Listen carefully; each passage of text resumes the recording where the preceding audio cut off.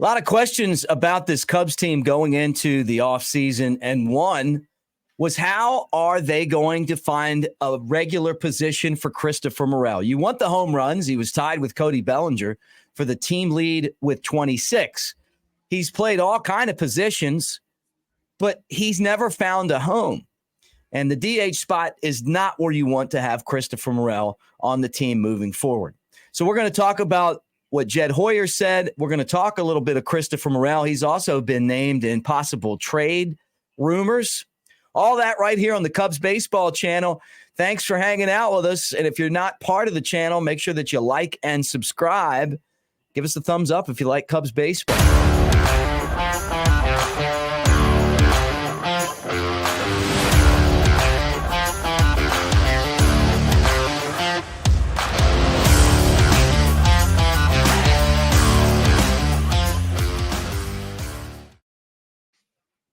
He is Chad Anderson, and I'm Mick Gillispie. Thanks for hanging out with us here on the Cubs Baseball channel as we talk Christopher Morel today. Christopher Morel, they put him in the minor leagues at the beginning of the season, and he had played with the Cubs the year before and did well. He hit well anyway. Yep. And all he did was just obliterate the minor leagues, hit a bunch of home runs. They called him back up. And they tried to find a spot for him, a little bit at third, a little bit at short, a little bit at second. When someone was hurt, he would get in there, played some outfield, but really never found a home. And that's because he struggles defensively, whether it's being out of position or making mental mistakes or physical mistakes. He's been very unreliable in the field. So they end up using him as the DH. But, besides the home runs, is he the guy you want in that DH spot?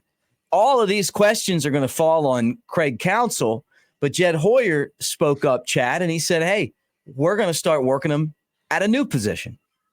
Yeah, and it's kind of interesting. You can tell the Cubs are really trying to go ahead and have backup plans in place for this crazy offseason that we're in for. And when you think about it, the Cubs' big thing is, okay, are you re-signing Bellinger? Ohtani seems to be the number one priority at this point in the offseason. Juan Soto is out there. Pete Alonso has been mentioned multiple times. And so I get it. The Cubs are looking around going, all right, well, if we land Ohtani, then that may eat up the budget and we may not be able to bring in Bellinger, and I don't know if we're going to make a deal with the Mets. There are all these different pieces moving around. So I like the creativity, to be honest with you. And first base is a position where, it's always nice to have the great defense, no matter what position it is. But at first base, you're really more looking for the bat, right? I mean, that's more of that position. Yes, you have to dig balls out of the dirt and whatnot, but you don't have to be the same guy as you do, say, at center field or at third base or at shortstop. So kudos to the Cubs and going ahead and getting creative now. And whether this is also, I don't know what you think, Mick, is this something like serious, or Jed Hoyer does come from the Theo Epstein school of, remember how Theo used to always say, oh yeah, we're in on that guy. Yeah, we're in on him too. Yeah, we're in on him too. Right. And all he was doing was driving the price up for everybody else. He may have had no intention of it. So are the Cubs looking around at maybe specifically the Mets or Scott Boras and saying, hey, that's fine. We don't need this guy. We're just going to go ahead and put Morel at first base. Keep your guys, Boras. Keep your crazy needs and offers, New York, and we'll just stick with our guy over here. I don't know, but it's interesting that this happened so fast.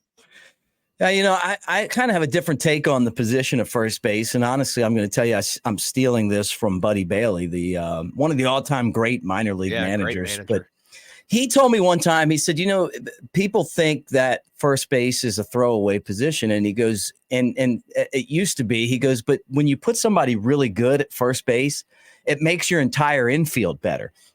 And what you would worry about is if, say, you put Morel at first, and he's not great at the position. Compare him to Anthony Rizzo, who is one of the best defenders I've ever seen, right? Mm-hmm. I called him Twinkle Toes, the way that he would just kind of, just navigate the bag, and such a big guy, but he just kind of was able to walk on his toes. all of a sudden you weaken the defense for your entire infield, right? And now you got Gold Glovers up the middle, which is really phenomenal with Nico at second and Dansby at first. Who knows who's going to play third? But if Morel just wasn't able to like handle the position, you just don't want to weaken the rest of your infield. You know, to me, I would think that third base would be a better spot for someone with those credentials because they're not handling the ball nearly as much as you do at first base. So but you're exactly right. Like the point that you said about two things, you know, we've talked about the Cubs possibly being in the mix for Shohei Ohtani. Maybe that is to run the price up. And maybe by saying that Morel's over there, they don't feel like he could play third base. Maybe they don't feel like he could do that. And you're trying to find a spot for him. Maybe you just put him over there and magically he's damn good at it.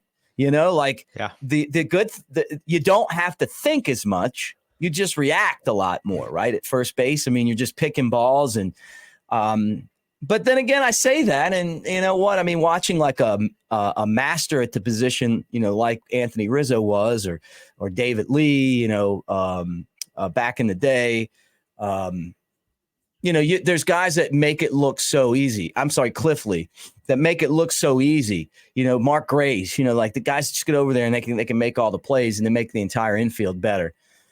To me, though, it feels like it might be a little bit of a stretch. And the other rumors that we're both hearing is that teams are doing their research right now on Morel for possible trades. And his name was mentioned in the Juan Soto, you know, rumor to the Padres. And if you were the Padres, I mean, you know, you'd love to have a guy that hit 26 home runs. Maybe you find a spot for him. But it's just really interesting because if you can't find a spot for him, then if you're the Cubs, you might have to trade him. Well, the Padres make so much sense just because they have to cut payroll.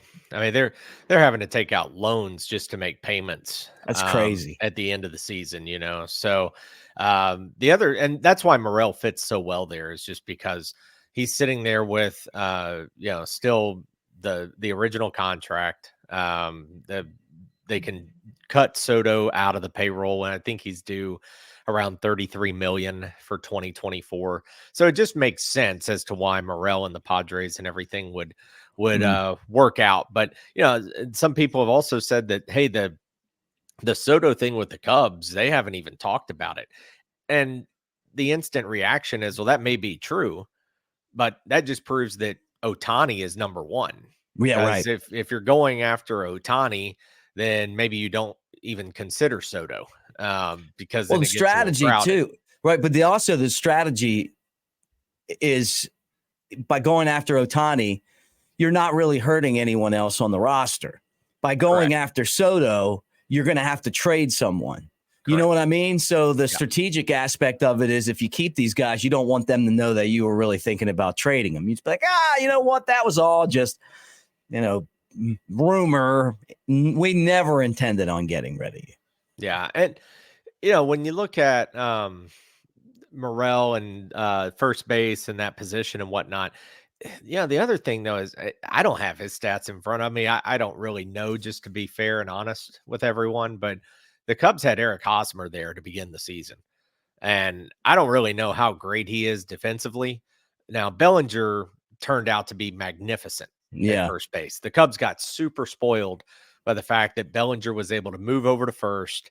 And I believe he did that after his injury, right? Like that's when they kind of started playing him over there, was to give him those reps and not maybe the same kind of drain and physical requirement that center field has.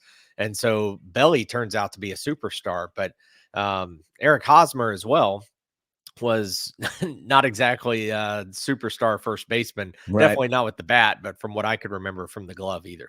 Yeah, it was him, Mancini, and then they went with Matt Mervis, gave him a month, a chance, and then when he didn't deliver, Bellinger came back and started playing first, and I thought he was excellent at the position. So he was. So we'll find out, and we'll see what happens with Christopher Morel. You guys tell me what you think. Love hearing from you guys as well. You know, making comments and And I know a lot of you guys like Morel. Some of you guys don't like the way that he plays defense. And you know that there's a dilemma for the Cubs, like trying to find out what they're going to do with him, where they're going to put him, and if he's going to get traded or not. And a lot of these questions are going to be answered by the time opening day comes, spring training comes. But it's going to be a really fun offseason, and we're going to cover it for you right here on the Cubs Baseball Channel. And I want to remind you guys, too, that we're brought to you by the Tennessee Smokies, the Cubs AA affiliate, and their team store. The Smokies team store, after the club won their first championship in 45 years. Go find out for yourself really all the great championship swag with a lot of that Cub vibe to it. That's smokiesbaseball.com/store. And check it out. And with the holidays coming, I'm sure that you'll find some really cool stuff for you or your favorite Cubs loved one.